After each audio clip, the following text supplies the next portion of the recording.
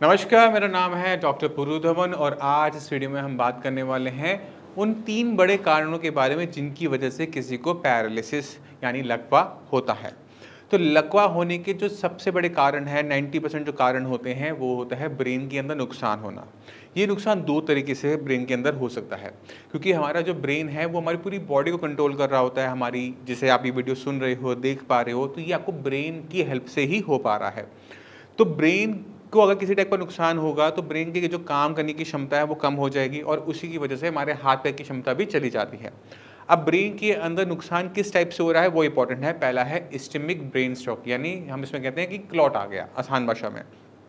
तो इस्केमिक में क्या हो रहा है कि ब्रेन की जो ब्लड सप्लाई है, जो उसे ब्लड देती है, उसे ऑक्सीजन देती है, उसे फूड देती है, अगर उसमें किसी टाइप का क्लॉट आकर फंस जाता है तो ब्रेन की जो सप्लाई है वो कहीं ना कहीं रुक जाती है। अब जहाँ पर ब्लड नहीं पहुँचा, वहाँ पे ऑक्सीजन नहीं पहुँचा, वहाँ पे खाना नहीं पहुँचा, अब बिना ऑक्सीजन के, बिना खाने के जो हमारे ब्रेन सेल्स हैं अगले 3 से 4 घंटे में पूरी तरह से मर जाते हैं, क्योंकि उनकी रिक्वायरमेंट बहुत ज़्यादा होती है एनर्जी की। अगर उन्हें कॉन्टीन्यूस सप्लाई ना मिले तो वो डेड हो जाते हैं।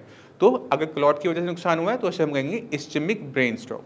अगर बीपी हाई है, बीपी हाई की वजह से क्या हुआ कि ब्रेन के अंदर जो हमारी वेसल्स हैं वो फट जाए, तो क्या होता है कि ब्रेन के अंदर ब्लड स्पिल हो गया, यानी वो फैल गया और ब्लड की सप्लाई भी पूरी नहीं हो पाई। जहाँ से वो फटा वहाँ से आगे का ब्लड जा ही नहीं पाया। तो उससे नुकसान क्या होता है, दोबारा से सेम ब्रेन के टिश्यू को डैमेज होता है। और ब्रेन को अगर डैमेज हुआ है तो ब्रेन का वो हिस्सा जहाँ डैमेज हुआ है, वो बॉडी की जिस पार्ट पे काम करता था, आवाज़ देता था या फिर आपके हाथ पैर चलाता था या फिर आपको देखने में मदद करता था, वो एरिया डैमेज होने की वजह से काम करना हाथ पैर का बंद हो जाता है। तो लकवा लगता तो हाथ पैर का रोग है, बट ये कहीं ना कहीं ब्रेन से शुरू होता है।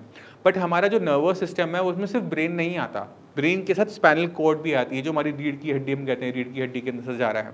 तो रीढ़ की हड्डी पे अगर किसी टाइप की चोट लगे, सिर के पीछे चोट लगे या कहीं पर भी चोट लगे, तो भी क्या होता है कि स्पाइनल कॉर्ड को इंजरी हो जाती है। एक्सीडेंट हो गया या फिर गन शॉट हो गया, तो स्पाइनल कॉर्ड को अगर किसी टाइप की इंजरी हुई है, उसमें इन्फ्लेमेशन आई है, कॉट्यूजन आ गया, यानी वो घूम गई है, तो भी हम क्या देखते हैं कि पेशेंट में पैरालिसिस हो जाता है। मगर वो कहाँ पर होता है, जहाँ पर चोट लगी है उसके निचले हिस्से में। तो स्पाइनल इंजरी में क्या होगा कि हाथ पैर, हो सकता है कि हाथ काम कर रहे हो बट पैर काम ना कर रहे हो। बट जब भी ब्रेन में नुकसान होता है तो ये लेफ्ट या राइट रीजन में होगा। तो अगर लेफ्ट रीजन में कोई नुकसान हुआ तो राइट साइड की बॉडी बंद हो जाएगी, और अगर राइट साइड कोई दिक्कत हुई है तो लेफ्ट साइड की बॉडी बंद हो जाएगी। बट अगर आप देख रहे हैं कि हाथ काम कर रहे हैं बट पैर काम नहीं कर रहे, तो वो स्पाइनल इंजरी की वजह से होता है। तो जब भी किसी की बॉडी में कोई हिस्सा काम करना बंद कर देता है, यानी उसको पैरालिसिस हो जाता है, तो हम इसे कहते हैं कि इसको पैरालिसिस हुआ है, जिसे लकवा हुआ है। तो लकवा होने के 3 बड़े मुख्य कारण हो गए। पहला होगा ब्रेन के अंदर क्लॉट आना, दूसरा है नस का फटना, तीसरा है आपकी रीढ़ की हड्डी पे किसी टाइप का चोट होना। वो किसी भी वजह से हो सकती है, एक्सीडेंट से, इंजरी से, पेड़ से गिरने से, बहुत सारे केसेस होते हैं, वो भी देखने को मिलता है। और भी कारण होते हैं, जैसे पॉइजनिंग हो गई, बट पॉइजनिंग के केसेस बहुत रेयरली देखने को मिलते हैं। पूरे साल हम प्रैक्टिस करते हैं, साल भर में 1 केस आता है जो स्पाइनल इंजरी का हमें देखने को मिलता है। बट अब एक और टाइप के हमें केसेस देखने को मिल रहे हैं, कम मिलते हैं बट मिलते हैं, वो है ड्रग्स के यूज़ की वजह से।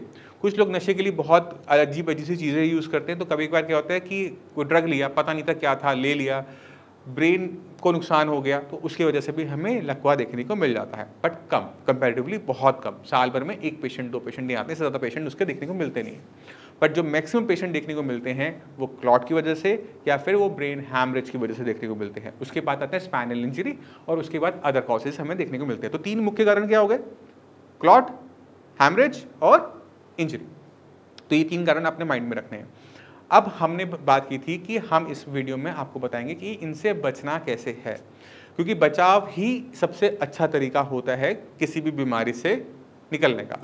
तो आप समझने की कोशिश करो कि क्लॉट बनता ही क्यों है, क्लॉट को ऐसा बॉडी में ऐसा क्या हुआ कि क्लॉट फॉर्मेशन बढ़नी शुरू हो गई।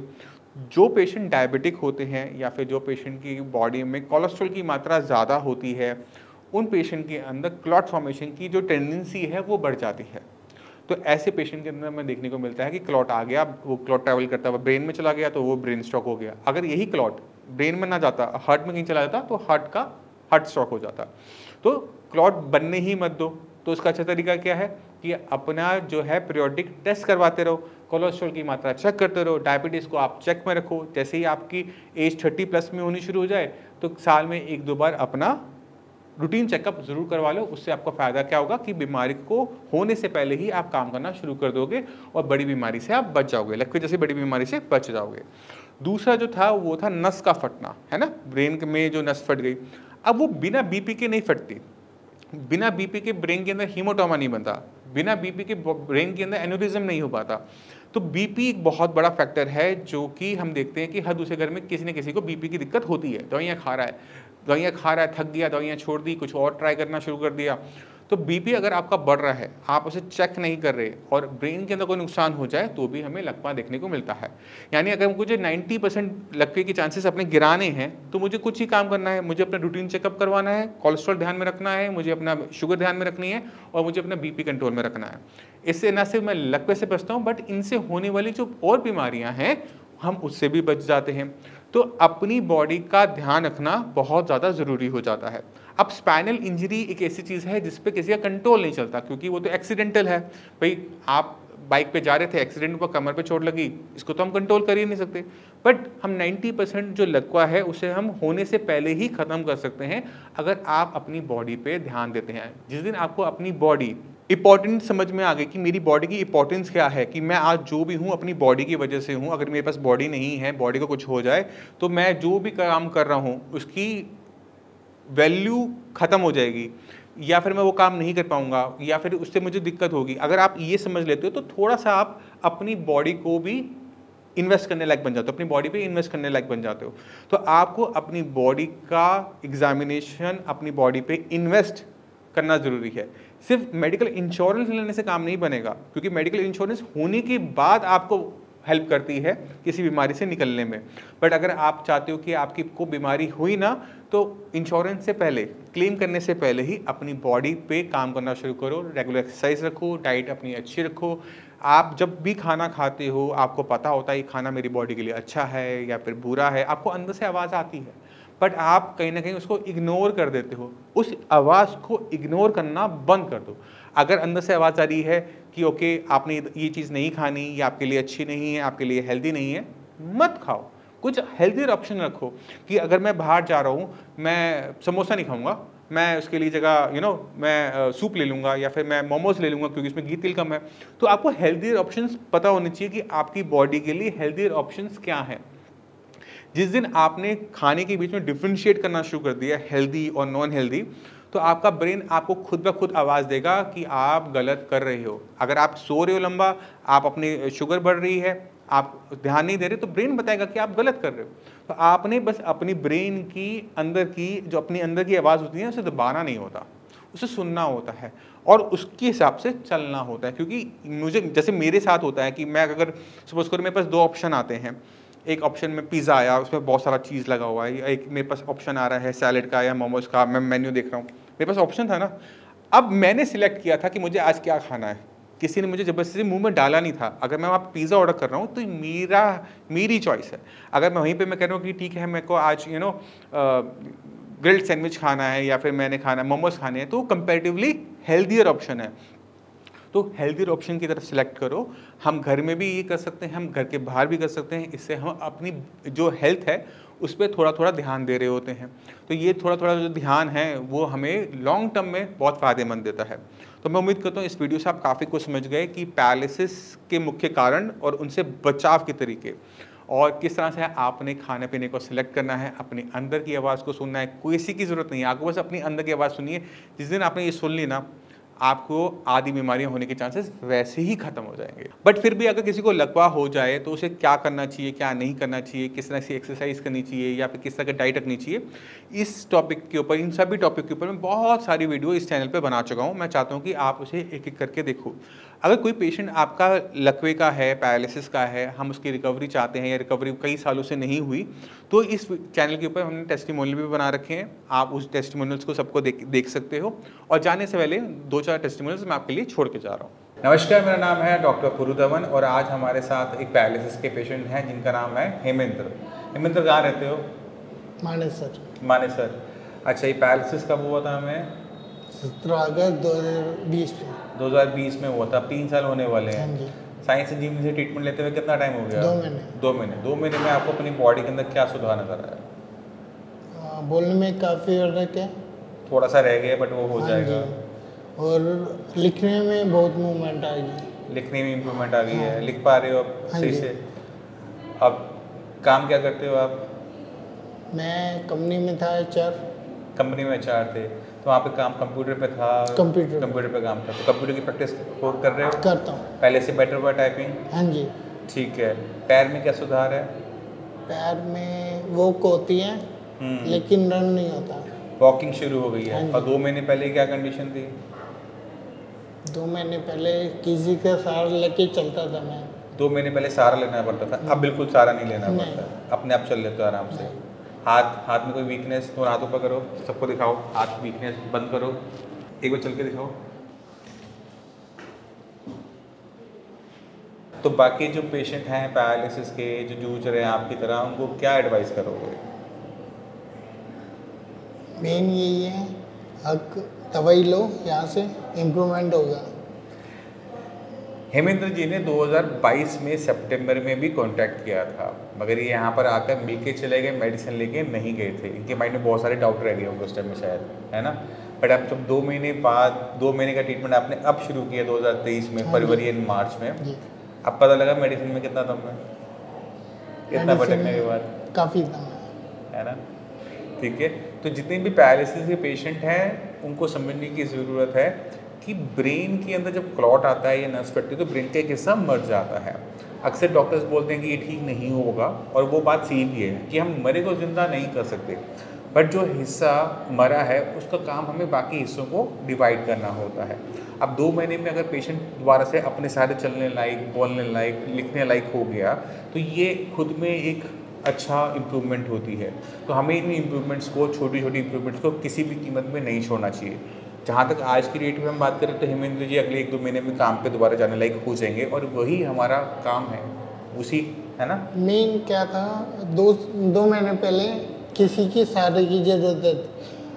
अब अकेला चलता हूँ, बस से आता हूँ, ठीक है, और इवन गाड़ी भी चलाता हूँ। गाड़ी भी चला रहे हो? हाँ जी। 2 व्हीलर 4 व्हीलर? 4 व्हीलर। 4 व्हीलर चला रहे हो? Automatic manual? मैनुअल। थोड़ा ध्यान रखना हाँ ब्रेकिंग का, कोई है ना? ये ना हो किसी को आप चोट पहुँचा दो। इवन पहले तो बैक ही करता था, अब तो 150-200 किलोमीटर चला लेता हूँ। बढ़िया, बहुत बढ़िया है। ऐसे अच्छा लगता है जब ऐसे पेशेंट आते हैं, इतनी अच्छी इम्प्रूवमेंट बताते हैं, तो खुद को लगता है कि हम कुछ अच्छा काम कर रहे हैं। और ये बहुत ज़रूरी होता है किसी भी डॉक्टर के लिए, क्योंकि अवार्ड ट्रॉफी डॉक्टर्स के लिए लेना बहुत आसान काम होता है, मगर जब अच्छे पेशेंट जब ठीक होता है ना, उससे बढ़िया ना खुशी होती है ना कोई अवार्ड होता है। पहले क्या था, 2 व्हीलर पे जब चलते थे ना तो कॉन्फिडेंस नहीं आता था, और 2 व्हीलर थोड़ा चलाते हैं लेकिन चलाते हो। गिरने का डर तो नहीं लगता उसमें? डर तो लगता है। हाथ में भी ऐसे तो नहीं ना कि ब्रेक लेट लगती है? नहीं, वो दिक्कत नहीं आती। दिक्कत ये आती है आप टाइम पे ब्रेक लगेंगे नहीं लगेंगे। मैं वो इसलिए तो क्या पूछ रहा हूँ आपसे, क्योंकि हाथ में वाइब्रेशन है अभी। हाथ में वाइब्रेशन है। बट अभी आप कोशिश करोगे आप खुले में चलाओ, ग्राउंड में, क्योंकि किसी को और को नुकसान ना पहुँचे। अभी तो ग्राउंड में ही चलाता। ग्राउंड में चला रहे हो अभी? और गाड़ी भी ग्राउंड में चला रहे हो, सड़क पे चला रहे हो? सड़क पे चला रहे हो। हाईवे पे, मनेसर का हाईवे, गुड़गांव मनेसर हाईवे? मनेसर मेहंदगढ़। अच्छा, मनेसर से मेहंदगढ़, ठीक है। चलो, हमारी पूरी और इवन इसमें डे भी नाइट भी, डे नाइट भी। चलो, ये तो अच्छी बात है, बहुत अच्छी। क्योंकि यहाँ से 6 बजे निकलते हैं और घर पहुँचते हैं 8-9 बजे। तो आप अभी तो काम कर नहीं रहे, आप कह रहे थे अभी? तो घर तो जाता हूँ। तो जॉब से जा रहे हो, काम कर रहे हो अभी? नहीं, वाइफ कर रही है जॉब। तो उनको लाना ले जाने वाला काम कर रहे हो? हाँ, यही कि बच गया। ठीक है, चलो अच्छा ना, टाइम मिल गया, ठीक है। बट हाँ, ख़त्म होने वाला है, थोड़ी सी अपनी मेहनत करो। आप जितना हो सके रनिंग, अभी आपने थोड़े से लेदर शूज़ पहने हुए हैं, स्पोर्ट्स शूज़ डालो, और पार्क में, रोड पे, कहीं पर भी अपने रनिंग वाले पार्ट को टाइम दो। गाड़ी जब चलाओगे 1.5 घंटा 2 घंटा गाड़ी चलाते हो, उसमें आपकी एक्सरसाइज बंद हो जाती है। हमें वो टाइम लगाना है अपने आप पर, ठीक है। तो अपना जो टाइम है उसको सही से यूटिलाइज करते हुए रनिंग पे, कि थोड़ा सा अभी हल्का सा झटका लगता है जब आप चलते हो, वो ख़त्म हो जाना चाहिए। मेन दिक्कत आती है कॉन्फिडेंस की। वो बैलेंस जब ढंग से बनेगा वो हो जाएगा, वो जो हल्का सा आपको लगता है ना चलते समय कि यू नो पैर लेफ्ट राइट जा रहा है, मैं उसी चीज़ की बात कर रहा हूँ। इवन कल ये भी कहता, जैसे रोड क्रॉस करना होता है ना, तो वो भी कहता मैं। वो तो हो जाएगी, वो तो आराम से हो जाएगी। कैसे हो जाएगा? वो तो आप रनिंग रोड में नहीं होगा। रनिंग नहीं हो पाएगी। तो रनिंग में किया था मैंने। रनिंग में किया था। हाँ जी। जैसे शेर पीछे पड़ जाए तो जिसको भागना ना आता वो भागना शुरू कर देता है, कल आपने वो बोला काम कर दिया। मत करना, ऐसे दौड़ लेना, ठीक है? ठीक है ना? ऐसे क्या होता है एक्सीडेंट में सामने वाले गाड़ी वाले को नहीं पता ना कि आपको दिक्कत है, वो तो अपनी स्पीड से आ रहा है, उसको लगेगा कि आप भागोगे। लेकिन आपके हाथ तो काम करते हैं, उसको रुकने के लिए बोलोगे रुक जाएगा। इतना डॉक्टर कभी भी नहीं बोलेगा कि अपने लाइफ को रिस्क में डालो। नहीं बोलेगा, सही बात है। आप बात को समझो, आप जो कर रहे हो अच्छी इम्प्रूवमेंट है, थोड़ा सा वेट कर लो, फिर सब कुछ करना ही करना है। आप दौड़ो, दौड़ने के लिए मना नहीं है, बट ग्राउंड में दौड़ो कि चोट लगने की संभावना ना हो। गाड़ी के सामने दौड़ने का कोई मतलब नहीं बनता है। नहीं, दौड़ने में एक दिक्कत आती है, जैसे ग्राउंड में दौड़ते हैं ना, तब ऐसा लगता है गिर जाएंगे अभी। अब कल जब सड़क पे दौड़े तब लगा? तब तो क्रॉस ही किया था। तब डर था वो? डर तो था। गिरने का? गिरने का नहीं, मरने का। हाँ, तो वहाँ पे क्या हुआ कि जब आप चल रहे हो ना तो अपने लेग पे फोकस कर रहे हो कि मैं कैसे चल रहा हूँ। जब आप गाड़ी के सामने दौड़े तब आपको ये नहीं था, आपको बस ये था कि आपको सड़क पार करनी है। तो दोनों चीज़ों में फ़र्क आ गया। नहीं, उसमें कोऑर्डिनेशन का फ़र्क आता है। ये साइड है, आ रही है गाड़ियाँ, ये जा रही हैं। हाँ, आप कैसे क्रॉस करोगे? माइंड में फोकस खत्म हो गया ना। आपने फोकस अपने पैर से हटा के गाड़ी पे लगाया कि गाड़ी इधर से आ रही है, ये गाड़ी इधर से आ रही है, मुझे इतनी स्पीड पकड़नी है, तो मैं ये रोड इस तरह से क्रॉस कर लूँगा। तो वहाँ पर हमारा फोकस बदल गया। इस वजह से उस टाइम में हमें डर गिरने का नहीं लगा, डर हमें लगा गाड़ी का, कि गाड़ी लग ना जाए। ठीक है, तो वही है कि आपको अपना ये अपने माइंड से अब निकालना पड़ेगा कि मैं गिर जाऊँगा। नहीं गिरोगे तो कहाँ से गिरोगे? जितने खड़े हो उसी से गिरोगे ना, 3-4 फुट से, चोट नहीं आ सकती। ठीक है ना? तो इस चीज़ का थोड़ा सा ध्यान रखो। बाकी अभी 2 महीने हुए हैं, उम्मीद करते हैं अगले 2 महीने के अंदर हम आपका ट्रीटमेंट भी बंद कर दें। ठीक है, ये जो इम्प्रूवमेंट आई है 2 महीने में, बस इसी के 2 महीने आगे और फीस में काम बन जाएगा हमारा। ठीक है सर।